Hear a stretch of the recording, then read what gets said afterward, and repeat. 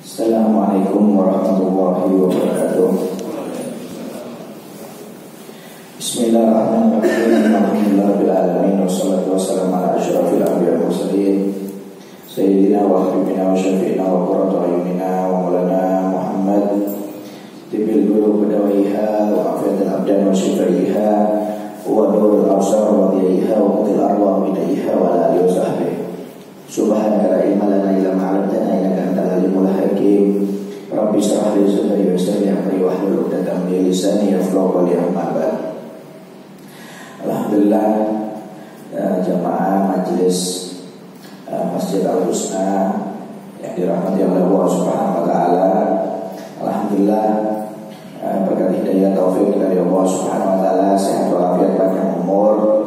Malam hari ini kita bisa berkumpul kembali di masjid ini dalam acara majelis taklim pembacaan kitab Syarah Aqidatul Awam, dan insyaallah kali ini kita akan membahas masalah sejarah para nabi, para rasul, yaitu sampai kepada Nabi Ibrahim alaihissalam yang akan kita bahas.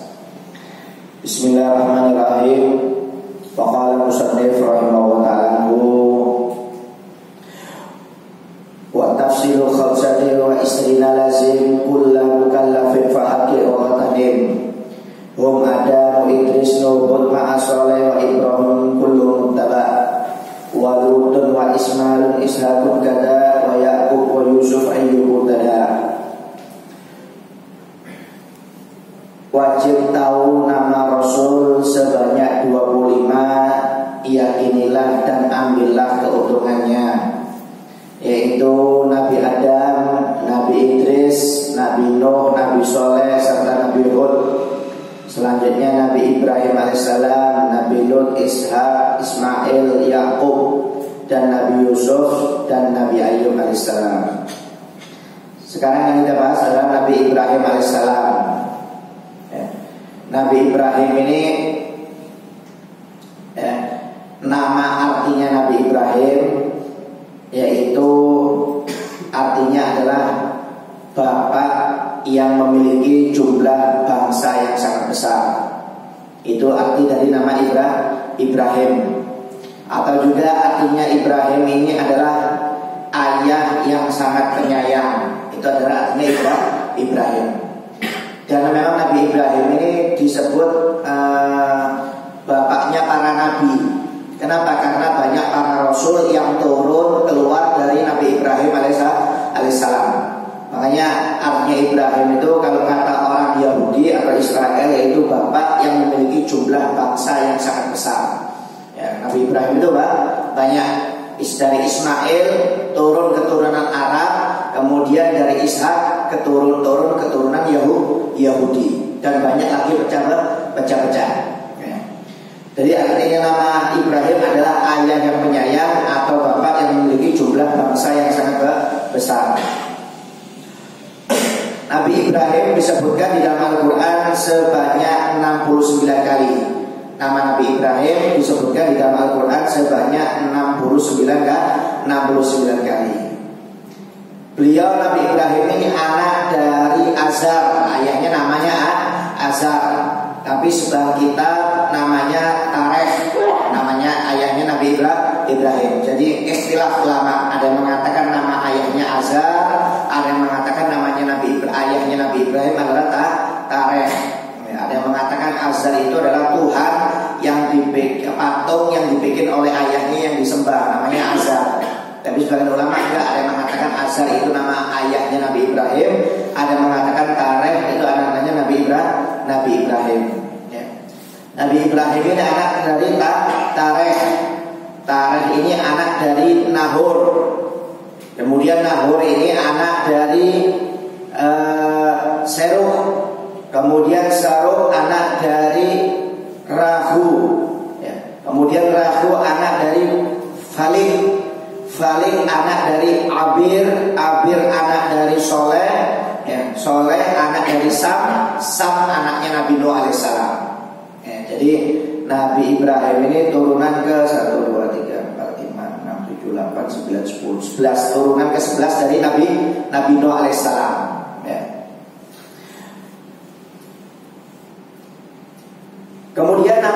ibunya Nabi Ibrahim ini ada yang mengatakan Amila, ya, ada yang mengatakan Amila, ada yang mengatakan Buna. Itu ibu Nabi Ibrahim. Kalau ayahnya tadi ikhtilaf antara Azar dan Tareh. Kemudian tapi kalau nama ibunya ada ikhtilaf antara para ulama, ada yang mengatakan Amila, ada yang mengatakan Buna. Dan Nabi Ibrahim ini disebut juga sebagai Abu Dhifan, ya, Abu Dhifan, yaitu bapaknya tamu. Kenapa? Memang Nabi Ibrahim ini senang dengan tamu, paling senang dengan tamu. Itu bahkan diriwayatkan Nabi Ibrahim itu nggak bisa makan pagi, siang, malam kalau nggak ada tamu di rumahnya. Jadi kalau makan setiap hari itu harus ada tamu. Saking cintanya dengan tamu, makanya dapat julukan Abu Dhifan, yaitu bapaknya tamu. Orang yang pertama kali Nabi yang senang menjamu tamu yaitu Nabi Ibrahim alaihissalam. Jadi Nabi atau orang yang pertama kali senang dengan tamu dan menjamu tamu. Bukan hanya kedatangan. Kalau kita kan kedatangan kadang-kadang jamuannya nggak ada, kadang-kadang kosongan, air pun nggak keluar. Kalau Nabi Ibrahim nggak kedatangan tamu dan dijamu, itu kesenangannya Nabi Ibrahim. Maka sampai dapat julukan Khalilullah, yaitu kekasihnya Allah Ta'ala. Kenapa dapat julukan Khalilullah? Kata para ulama, karena senang dengan tamu dan menjamu tamu. Itu yang makan dalam riwayat tiap hari di rumahnya itu 1000 orang. Tiap hari 1000 orang yang makan itu. Bayangkan sosialnya, dermawannya Nabi Ibrahim alaihissalam. Tapi subhanallah hartanya nggak habis-habis. Ya, karena nggak ada ceritanya orang dermawan itu hartanya berkurang, nggak ada. Orang yang pelit itu yang bakal berkurang hartanya, ya. Karena kata Nabi Muhammad, tasaddaqi falaqui fayu'alaik, keluarkan sedekah kalian. Barang siapa yang tidak pernah perhitungan dengan sedekah yang dia keluarkan, maka Allah pun akan memberi rezeki dengan tidak perhitungan. Ya. Tapi barang siapa terlalu perhitungan dengan uang yang dia keluarkan, maka rezekinya pun akan dipersempit oleh Allah Subhanahu wa Ta'ala. Jadi Nabi Ibrahim ini senang dengan tamu, sampai dapat julukan Abu Dhifan, yaitu bapaknya tamu. Nah, memang pahalanya besar, ya. Kata Nabi Muhammad, maka yu'minu billahi wal yawmil akhir falyukrim dhaifa. Barang siapa yang beriman kepada Allah dan hari akhir, hendaknya dia senang atau memuliakan dengan tamu. Jadi kalau ada tamu itu barokah, disenangkan, ya. Disenangkan, kata Nabi Muhammad SAW, dimuliakan.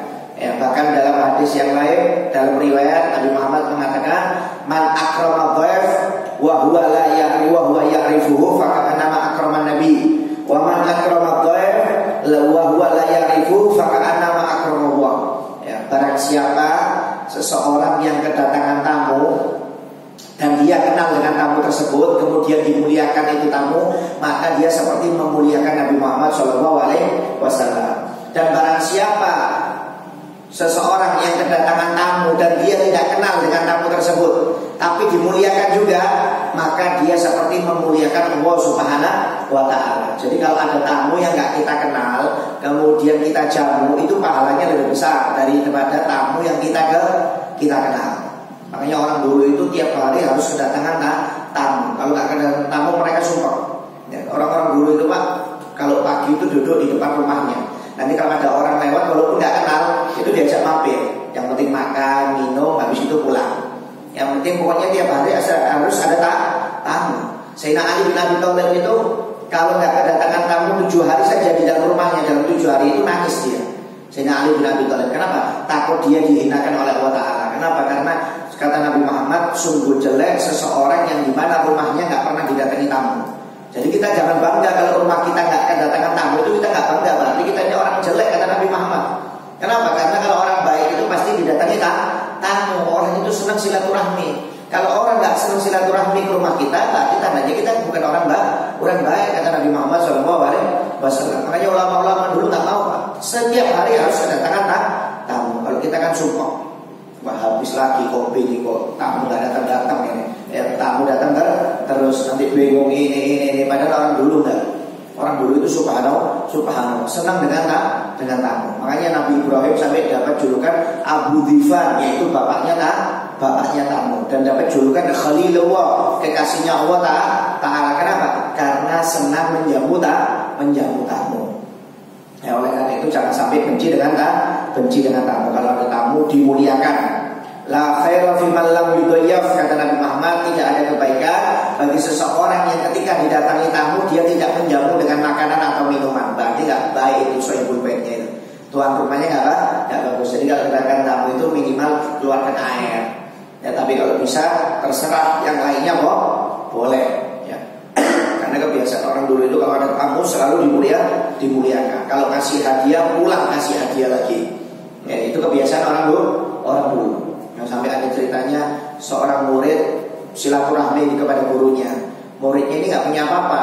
Ya, dia cuma ngasih kayak semacam apa ini yang namanya pohong itu apa namanya? Apa itu? Ubi. Ya, dia ngasih ubi kepada gurunya kan nggak punya apa-apa. Ya, datang silaturahmi kepada gurunya, datang dijamu sama gurunya. Ketika mau pamitan mau pulang dikasih ubi sama muridnya, "Wahai guru, minta maaf saya nggak punya apa-apa, ini hadiah dari saya ubi." "Oh iya, terima kasih banyak." Akhirnya gurunya masuk dalam. "Bu, kita punya apa ini? Kita dikasih hadiah ubi. Kita balasin ke murid saya itu. Kita kasih hadiah apa?" "Bapak, kita nggak punya apa-apa. Adanya cuma punya kambing aja." "Ya sudah, kasih kambingnya." Akhirnya dia antar kambingnya, "Ini hadiah buat kamu." Wah, senang ini muridnya. Ya, ngasih ubi, dapatnya kambing. Akhirnya pulang ke tengah jalan ketemu temannya. "Dari mana kamu?" "Silaturahmi dari rumahnya guru bin fulan." "Loh, kok dapat kambing?" "Iya, alhamdulillah tadi saya ngasih ubi dapatnya kambing." Wah, kata muridnya, ini untung ini baru ini. Ya, akhirnya dia lapor sama bapaknya, "Pak, itu teman saya itu Pak silaturahmi ke rumah guru, bawa ubi hadiah pulang dikasih kambing sama gurunya."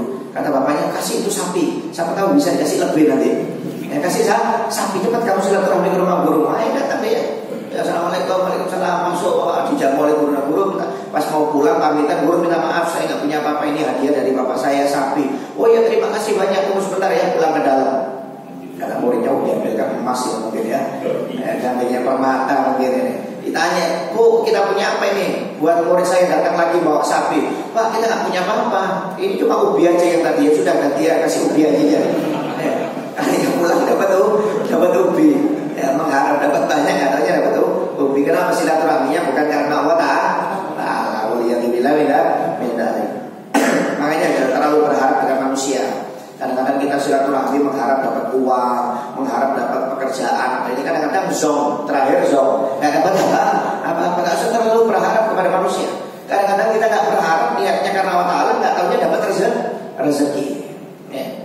Jadi dianjurkan kita untuk selalu senang dengan tamu. Ini yang dilakukan oleh Nabi Ibrahim alaihissalam. Ya, senang dengan tamu, maka dapat julukan Abu Dhifah. Sampai seorang sahabat itu senang dengan tamu, Pak. Kemudian istrinya ngomel terus gara-gara stok makanan ini cepat habis. Akhirnya istrinya melapor kepada Nabi Muhammad, "Ya Rasulullah, suamiku ini senang dengan tamu, stok makanan ini sering habis." Ya, sering habis karena suaminya nggak pakai mikir, Pak, kalau ngasih tamu itu dijamu dengan istimewa. Akhirnya kata Nabi, "Ya sudah, kamu nggak usah bingung. Besok saya datang ke rumahmu, saya menjadi tamu. Senang ini perempuan." Alhamdulillah, karena yang datang Nabi. Kalau yang lainnya nggak mau dia. Ya, karena menghabiskan stok makanan di dapur. Ketika Nabi yang datang, disiapkan makanan oleh perempuan tersebut. Akhirnya datang Nabi Muhammad besoknya. Ketika sudah sampai di depan pintu, suaminya dipanggil.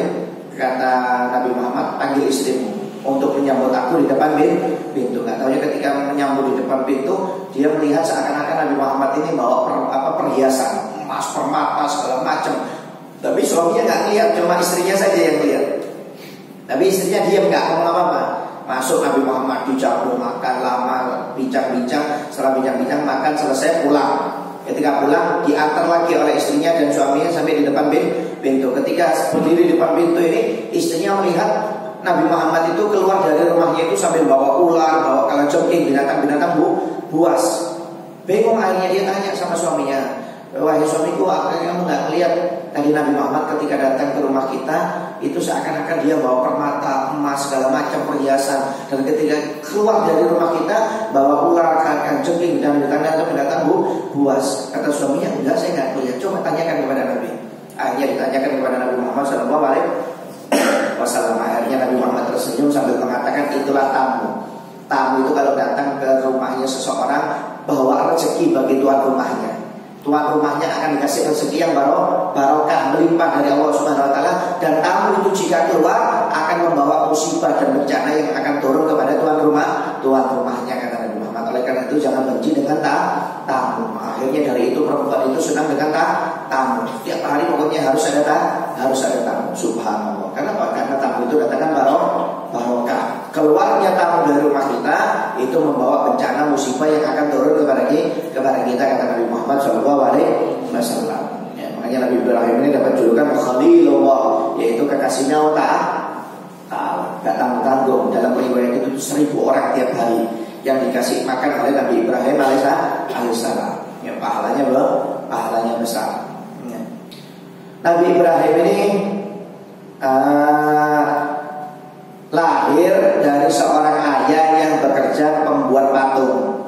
Jadi ayahnya Nabi Ibrahim ini tukang buat patung yang disembah oleh Raja Namrud dan pasukannya. Ya, termasuk ayahnya Nabi Ibrahim juga. Ya. Nabi Ibrahim ini lahir dalam riwayat di daerah Babilonia. Ya, Babilonia. Ada yang mengatakan di daerah Damaskus juga. Ya, ikhtilaf antara para ulama. Pokoknya daerahnya daerah Syam. Ya, daerah Syria. Lahirnya di daerah sana. Babilonia ini kalau nggak salah sekitar Persia. Ya, ada yang mengatakan di Syam. Itu lahirnya Nabi Ibrahim. Agama yang dianut pada waktu itu agama Mesopotamia kuno, yang nyembah dewa dan dewi. Itu agama yang dianut oleh umat di zamannya Nabi Ibrahim alaihissalam. Ya. Nabi Ibrahim ini lahir di zaman kekuasaan Raja Namrud, raja yang zalim. Raja Namrud ini sama mimpi seperti Fir'aun. Ya, sama bahwasanya melalui tanda bintang-bintang, ya, ramalan bahwasanya Namrud ini akan digulingkan dengan seorang laki-laki. Akhirnya Raja Namrud memerintahkan semua bayi laki dimusnahkan. Sama seperti Fir'aun.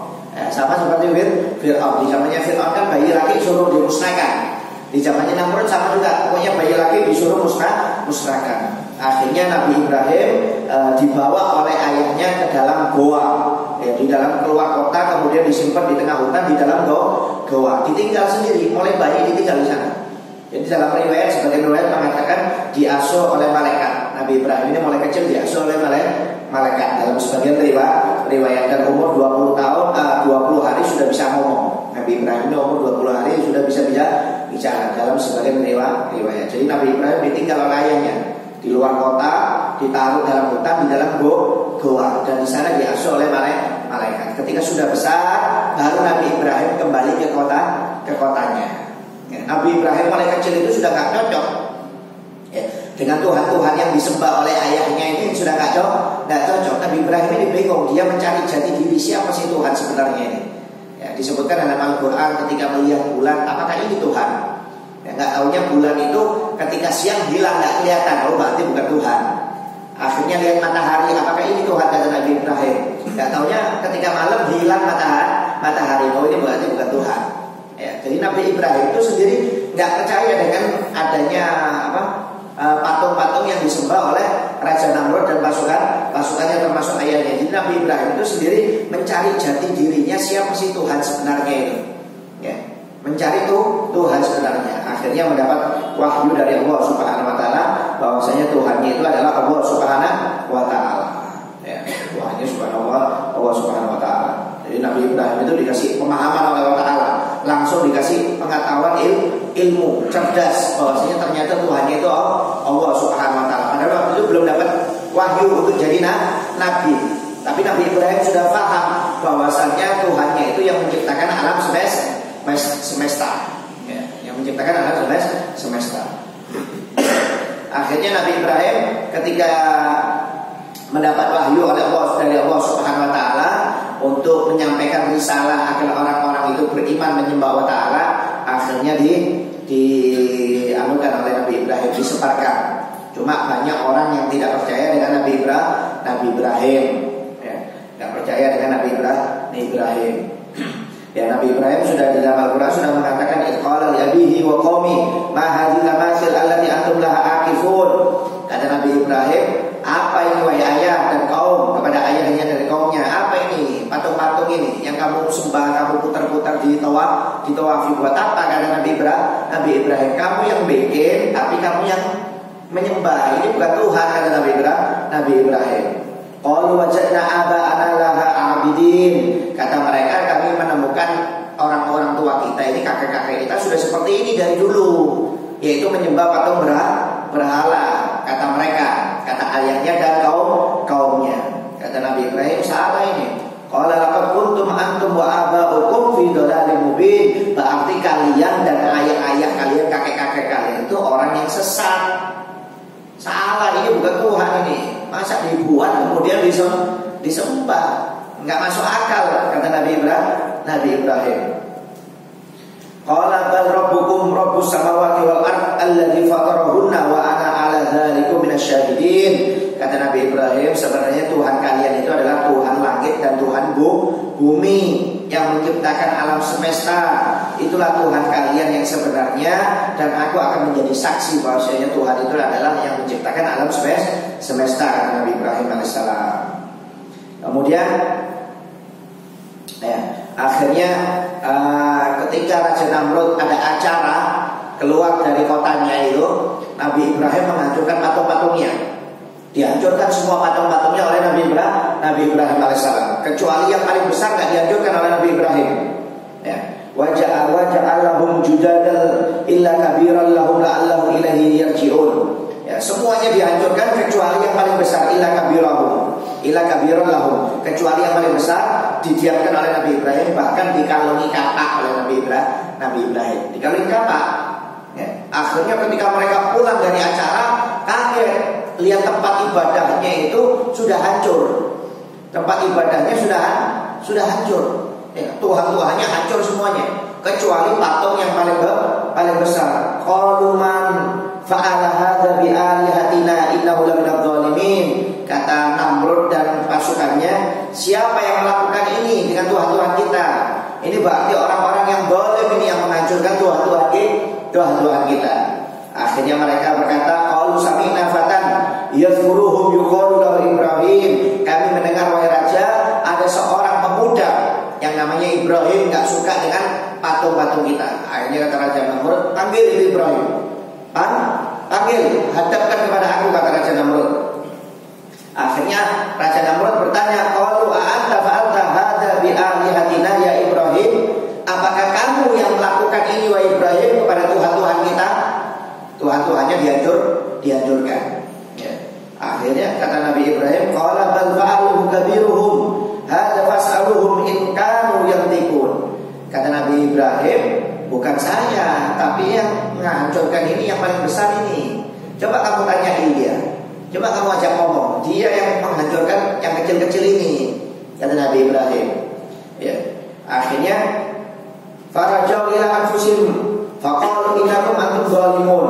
Ya, akhirnya kata mereka, "Loh, ini kan patung enggak bisa berbicara."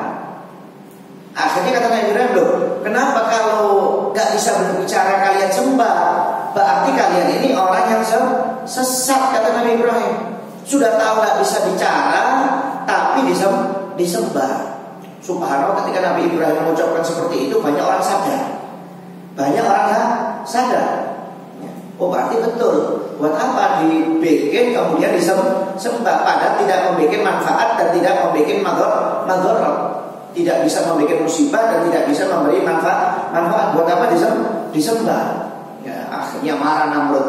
Akhirnya Raja Namrud marah kepada Nabi Ibrahim alaihissalam. Ya, kata Nabi Ibrahim, afata'buduna min dunillah ma la yanfa'ukum syai'an wa la yadhurrukum? Apakah kalian mau menyembah kepada selain Allah Ta'ala yang tidak memberi manfaat dan tidak memberi madarat kepada kalian? Ufil lakum lima ta'buduna min dunillah afala ta'qilun. Berarti celaka dengan yang kalian sembah. Berarti kalian ini bukan orang-orang yang berakal, kata Nabi Ibrahim. Berarti kalian ini tidak berakal, dibikin disembah. Akhirnya Raja Namrud marah. Akhirnya Raja Namrud mengatakan, qalu hariquhu wansuru alihatakum in kuntum fa'ilin. Ya, akhirnya kata Namrud, ayo bakar Ibrahim ini. Tolong Tuhan-Tuhan kita jika kalian memang betul-betul menyembah kepada Tuhan-Tuhan kita. Hanya sebagian mereka mengumpulkan kayu bakar. Mengumpulkan kayu bakarnya itu sebulan. Mengumpulkan kayu bakar sebulan karena mereka punya anggapan kalau bisa membakar Ibrahim maka rezekinya bakal dilancarkan oleh Tuhan mereka. Ya, mereka punya pendapat seperti itu. Akhirnya mereka mengumpulkan kayu bakar selama sebulan. Itu diriwayatkan kayunya itu saking banyaknya seperti bukit dan gunung. Nyalakan kayu bakarnya itu butuh waktu seminggu. Saking banyaknya kayu bakarnya itu. Ya, akhirnya Nabi Ibrahim mau dibakar, nggak tahan. Kenapa? Jarak jauh sudah panas. Ya, bingung akhirnya Raja Namrud ini nyari cara untuk membakar Nabi Ibrahim. Subhanallah, setan iblis turun dalam riwayat menjelma manusia ngasih pendapat. Ya, ngasih pendapat ikut rapat. Gimana kalau dibikin ketapel dari jarak jauh? Wah, bagus ini. Ya, pendapat yang bagus ya dari iblis ya bagus. Kalau untuk kejelekan pasti bagus. Hanya dibikin ketapel dari jarak jauh. Ya, akhirnya dilempar itu Nabi Ibrahim dengan ketapel dari jarak jauh. Diikat tangannya, diikat kakinya, kemudian dilempar. Ketika dilempar, semua malaikat bergoncang, berteriak. Kenapa? Karena Nabi Ibrahim adalah kekasihnya Allah Ta'ala. Sampai akhirnya ketika dilempar, di tengah-tengah lempar, dilihatin malaikat Jibril, wahai Ibrahim, apakah kamu punya hajat dengan saya? Kata Nabi Ibrahim, kalau dengan kamu nggak perlu saya nggak perlu hajat dengan kamu. Kalau nggak perlu dengan saya, minta sama Allah Ta'ala. Kata malaikat Jibril. Kata Nabi Ibrahim, Allah sudah tahu keadaanku, nggak perlu diminta. Kata Nabi Ibrahim. Itu menggambarkan mentalnya Nabi Ibrahim, imannya sudah mantap. Ya, kalau kita jangan ikut-ikutan. Ya, dapat musibah sakit, nggak minta sama Allah Ta'ala. Allah sudah tahu keadaan saya. Oh, nggak akan sembuh. Ya, jangan disamakan dengan Nabi Ibrahim ini memang mentalnya, imannya sudah kuat. Nah, akhirnya betul ketika Nabi Ibrahim mengatakan seperti itu, aku nggak perlu minta sama Allah Ta'ala, Allah sudah tahu keadaanku. Ya, langsung Allah Subhanahu Wa Ta'ala berfirman kepada api, qulna ya naru kuni bardan wa salaman ala Ibrahim. Wahai api, jadilah kamu dingin dan menyelamatkan kepada Ibrahim. Akhirnya apinya subhanallah jadi dingin dan menyelamatkan. Bardan wa salaman. Kalau dingin saja Nabi Ibrahim bisa mati kedinginan. Tapi bardan wa salaman, dingin dan menyelamatkan. Akhirnya Nabi Ibrahim terbakar cuma talinya saja, tali yang mengikat tangan dan kakinya. Nabi Ibrahim duduk santai di dalam api tersebut selama seminggu. Dalam riwayat seminggu. Makanannya dari langit Nabi Ibrahim. Ya, makanannya dari langit. Akhirnya selama seminggu itu nggak padam. Ya, anaknya Raja Namrud ingin tahu. Anaknya Raja Namrud yang perempuan ingin tahu ketika mendekati api itu melihat Nabi Ibrahim itu masih ada di dalam api tersebut. Ya, masih ada. Akhirnya dia ingin berteriak kepada Nabi Ibrahim, ingin masuk, kok nggak bisa terbakar dia. Ya, dalam riwayat. Akhirnya kata Nabi Ibrahim, kamu nggak akan bisa masuk ke dalam api ini kecuali dengan mengucapkan 2 kalimat syahadat. Akhirnya mengucapkan 2 kalimat syahadat, anaknya Namrud ini bisa masuk ke dalam api menemani Nabi Ibrahim. Akhirnya dalam riwayat anaknya Raja Namrud ini jadi pengikutnya Nabi Ibrahim beriman kepada Allah Subhanahu Wa Ta'ala.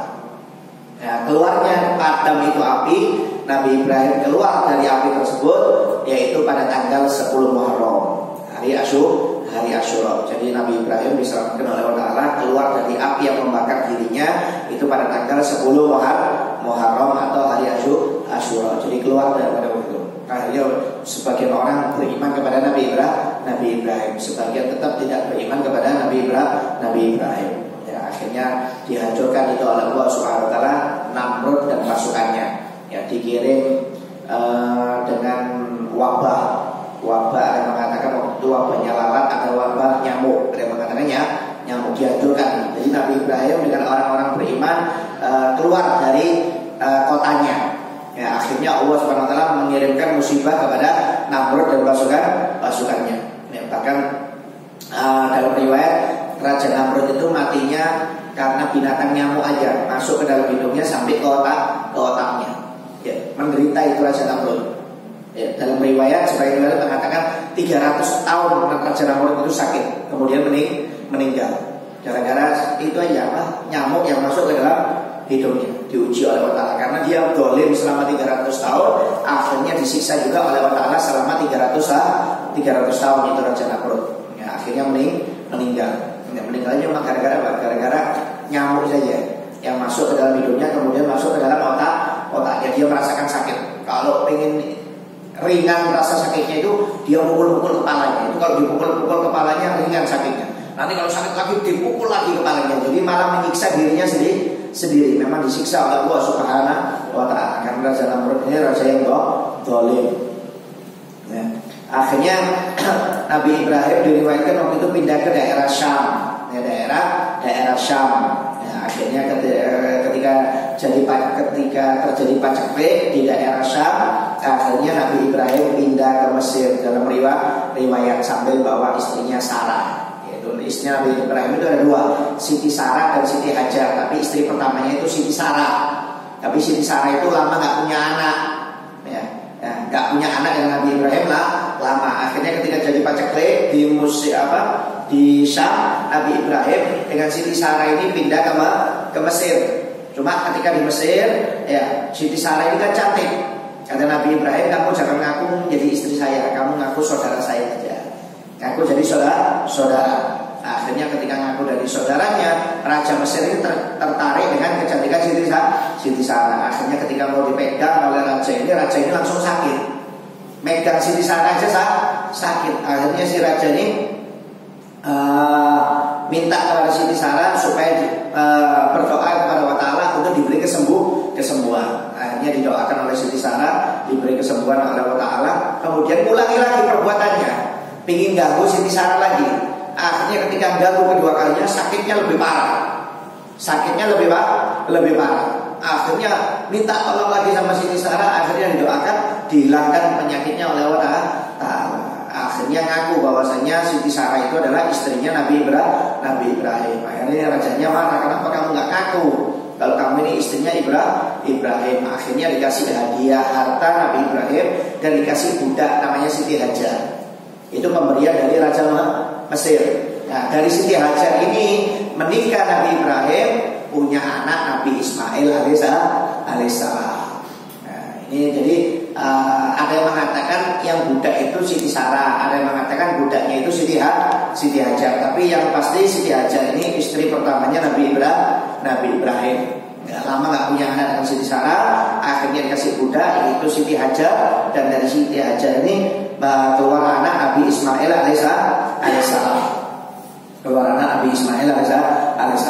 Akhirnya setelah dengan Nabi Ismail dengan Siti Hajar, nggak lama